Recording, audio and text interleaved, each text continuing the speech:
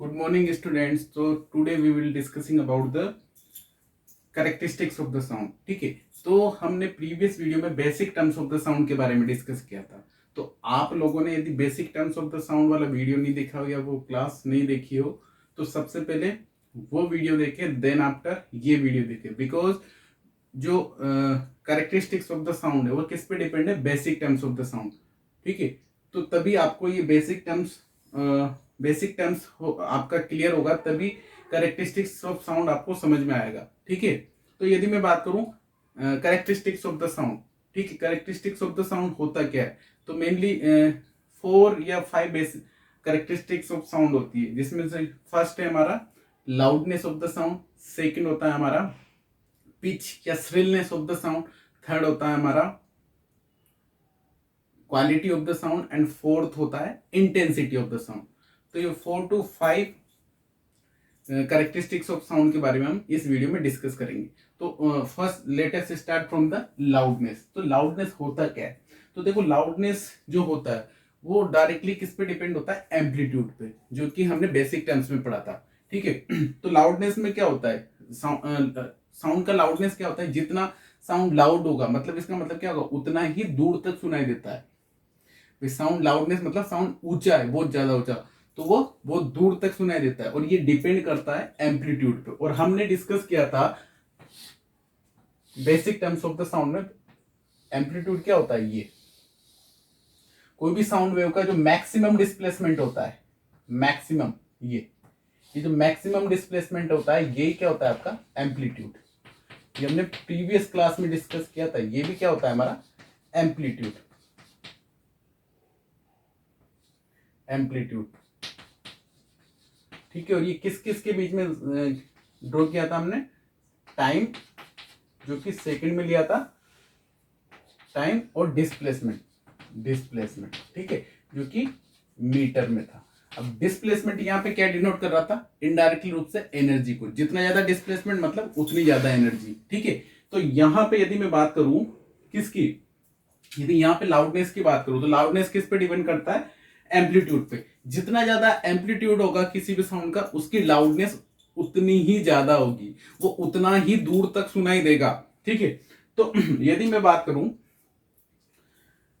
तो जो लाउडनेस होगा, तो loudness is directly proportional to the amplitude, या amplitude is directly proportional to the loudness. ये चीज ध्यान रखना, जितना ज्यादा लाउडनेस उतना ज्यादा एम्पलीट्यूड, ये चीज ध्यान रखना। तो जितना जितना ज्यादा एम्पलीट्यूड होगा किसी भी साउंड का, दैट मींस उसका लाउड, वो उतना ही लाउड होगा, मतलब उतना ही ऊंचा सुनाई देगा वो साउंड, और उतना ही दूर तक, क्योंकि उसमें एनर्जी बहुत ज्यादा है, तो वो बहुत दूर तक सुनाई देगा। जैसे मान लो कभी कभी हम म्यूजिक बहुत लाउडली सुनते हैं, तो हमारे आसपास वाले बोल देते हैं ना कि तो थोड़ा इसका लाउडनेस कम कर दे। तो लाउडनेस में क्या होता है? बहुत ऊंचा साउंड सुनाई देता है दूर तक। ठीक है, तो किस डायरेक्टली रूप से किस पे डिपेंड होता है? एम्पलीट्यूड। मतलब एम्पलीट्यूड बढ़ेगा तो एनर्जी है, उस एनर्जी बढ़ेगी। अरे एम्पलीट्यूड इनडायरेक्टली रूप से होता क्या है? Maximum energy from the either side. ठीक है, तो एम्पलीट्यूड होता क्या है? Maximum displacement from the main position in either side, उसी को हम क्या बोलते हैं? एम्पलीट्यूड। ठीक है, अब तो जो लाउडनेस होगा किस पे डिपेंड करता है? एम्पलीट्यूड पे। क्लियर? चलो, अब यदि मैं लाउडनेस को मेजर किस में करते हैं? इट इज, लाउडनेस को मेजर करते हैं, it is measured in decibel. तो डेसिबल होता क्या है? डेसिबल को हम डीबी से डिनोट करते हैं।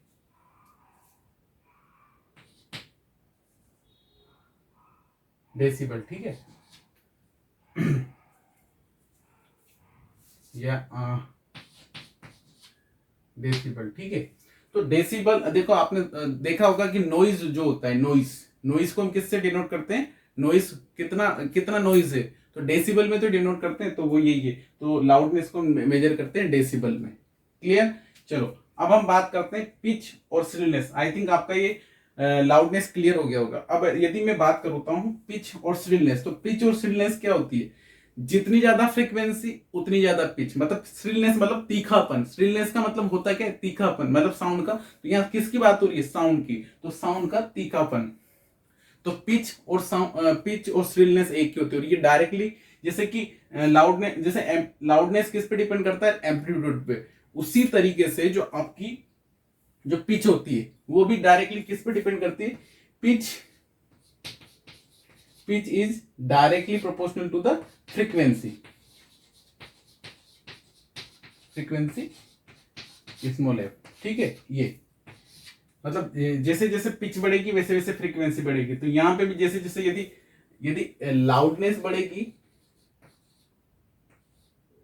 लाउडनेस बढ़ रही है, इसका मतलब उसका क्या भी बढ़ रहा है, एम्पलीट्यूड। यहां पे भी देख लेना, या फिर एम्पलीट्यूड बढ़ रहा तो उसका लाउडनेस। और यदि एम्पलीट्यूड एम्पलीट्यूड डिक्रीज हो रहा है तो इसका लाउडनेस भी क्या हो जाएगा,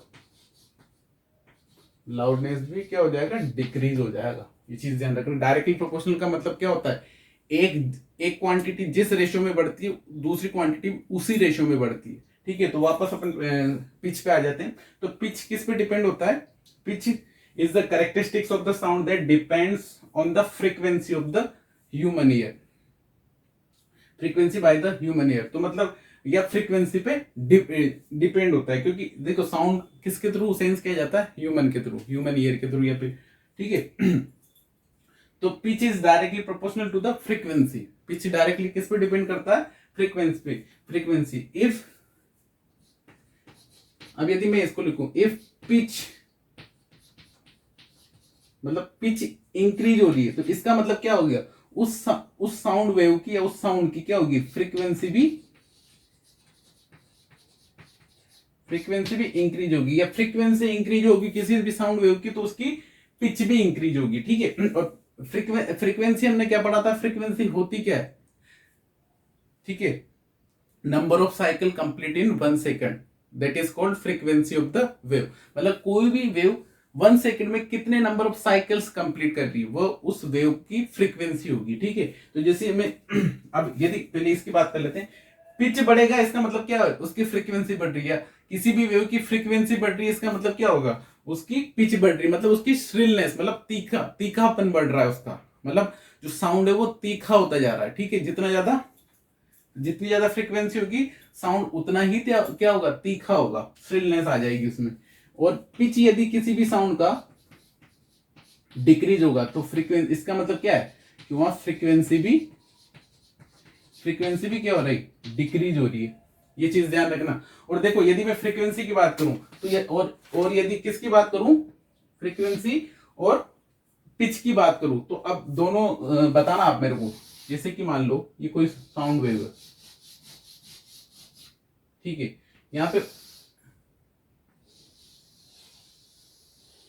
अब यदि मैं बात करूं कि ये वेव ए है और ये साउंड वेव बी है, अब इसमें किसकी पिच ज्यादा है, तो पिच किस पे डिपेंड करती है, फ्रीक्वेंसी पे। और मैंने बोला था 1 सेकेंड में कितने नंबर ऑफ साइकिल्स करता है कोई भी वेव, वो उसकी फ्रीक्वेंसी होगी। तो ए की फ्रीक्वेंसी ज्यादा है बी के कंपेयर में। देखो 1 सेकेंड में मान लो यहाँ पे इतने साइकिल कंप्लीट हो रहे हैं, तो यहाँ तो बहुत कम हो रहे हैं, तो फ्रीक्वेंसी किसकी ज्यादा होगी। तो यदि मैं साउंड की बात करूं कि किसका साउंड तीखा होगा, मतलब श्रिलनेस किस में ज्यादा होगी, तो ए, इस ए वेव वाले साउंड में श्रिलनेस ज्यादा होगी। Why, because frequency is more compare to the B.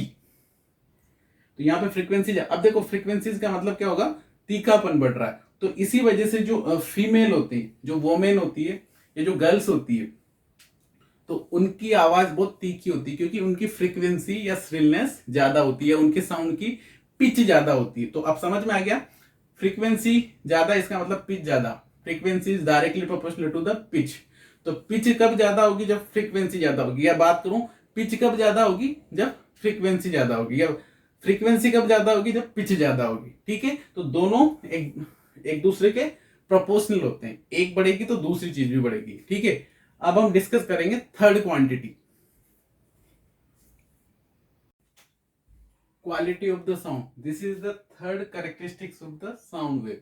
तो देखो quality of the sound wave होती क्या है, quality of the sound wave हमें क्या बताती है, जैसे कि लेटेस्ट कंसीडर समझना, जैसे कि आपने मतलब दो साउंड के बीच में डिस्टिंक्ट यूज कर देती है। डिस्टिंक्ट यूज मतलब कोई दो सेम फ्रीक्वेंसी के साउंड है, उनमें से मतलब हम क्या पहचान लेते हैं कि ये किसका साउंड है, हम रिकॉग्नाइज कर लेते हैं किसी एक पर्टिकुलर साउंड को। जैसे कि लेटेस्ट कंसीडर, आप क्लास में जैसे कि मान लो क्लास में पढ़ते हो, तो आप अपने फ्रेंड्स वगैरह सबकी वॉइस को जानते हो। तो जैसे कि क्या होता है, जैसे कि मान लो आप बोर्ड की तरफ जैसे कि मुंह करके बैठे हुए और पीछे से किसी ने आवाज दी आपको, तो आप ये रिकॉग्नाइज कर लेते हो कि यार ये वॉइस किसने दी। वहां उस इतने बड़े शोर में भी या इस इतने क्लास में इतनी वॉइस होने के बावजूद आप ये रिकॉग्नाइज कर लेते हो कि यार ये राम की वॉइस है या ये श्याम की वॉइस है। तो जो ये प्रॉपर्टी होती है, जो ये करेक्टरिस्टिक होती है, इसी को हम क्या बोलते हैं, क्वालिटी ऑफ द साउंड। तो यदि सेम एम्पलीट्यूड और ठीक है, तो क्वालिटी ऑफ द साउंड होती क्या है, मतलब हमें ये रिकॉग्नाइज कर लेते हैं, मतलब एक पर्टिकुलर साउंड को इसमें, ठीक है, डिस्टिंग्विश कर लेते हैं। तो it is the enable us to distinguish between the sound of same loudness and pitch। देखो कोई भी जो साउंड सेम लाउडनेस और सेम पिच का होता है, तो उसमें हम क्या कर लेते हैं, एक पर्टिकुलर साउंड को क्या कर लेते हैं, रिकॉग्नाइज कर लेते हैं। इसी को क्या बोला जाता है, क्वालिटी ऑफ द साउंड। तो क्वालिटी और क्वालिटी ऑफ द साउंड को हम क्या भी बोलते हैं, टिम्बर। इट इज ऑल्सो कभी कभी टिम्बर के नाम से भी आता है। तो quality of the sound is also known as timbre, ठीक है। This characteristics of sound help us to recognise our friend from his voice without seeing him. जो अभी मैंने बताया, क्लास में मान लो हम बैठे हुए हैं और हमें किसी हमारे फ्रेंड ने बुलाया, उसने आवाज दी, तो हम उसको बिना देखे बोल देते हैं कि यार ये राम की वॉइस है या श्याम की वॉइस है।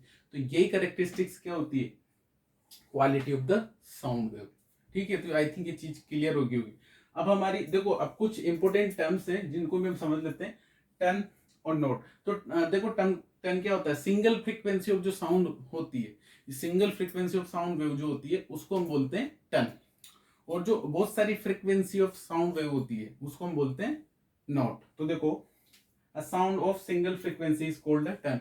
जो सिंगल फ्रीक्वेंसी के जो साउंड होता है उसको हम क्या बोलते हैं, टन बोलते हैं। A sound which is produced due to the mixture of many frequency is called note. तो जो बहुत सारी फ्रीक्वेंसी का जो मिक्सअप होता है, तो ऐसे साउंड को बोला जाता है नोट। तो अब हमारी जो फोर्थ कैरेक्टरिस्टिक्स है वो क्या है, quality of the sorry intensity of the sound. क्या है हमारी, intensity of the sound, intensity of sound, intensity of sound, sound wave है ना, इंटेंसिटी ऑफ साउंड वेव। तो इसको हम आई से डिनोट करते हैं, ठीक है, इसको हम आई से डिनोट, और पिच को हम फ्रीक्वेंसी में डिनोट करते हैं। मतलब इसकी यूनिट क्या मेजर किस में करते हैं, फ्रीक्वेंसी, पिच को याद रखना, ठीक है। साउंड वेव, अब इसको आई से डिनोट किया जाता है। अब intensity of the sound wave क्या होती है, देखो इसका फॉर्मूला होता है intensity of sound wave, intensity of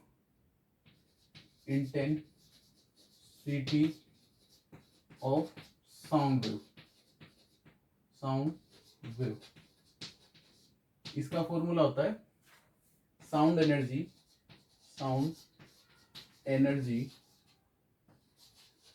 energy per unit area multiply by time. अब समझना ये होता क्या है, इंटेंसिटी ऑफ द साउंड क्या होती है।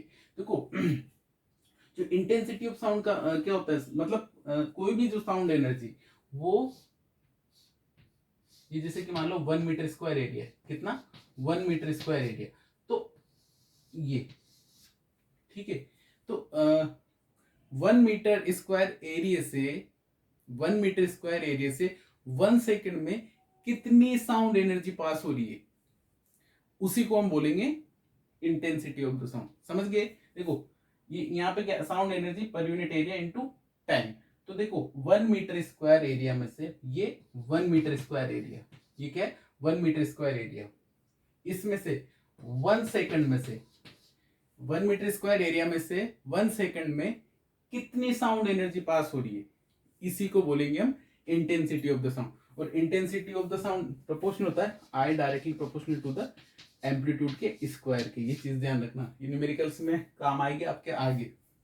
चलो ठीक है, तो ये होती है इंटेंसिटी ऑफ द साउंड। अब यदि इसकी यूनिट की बात करूं तो देखो, साउंड एनर्जी को हम किस में मेजर करते हैं, जूल में, और एरिया को मीटर स्क्वायर में, और टाइम को सेकंड में।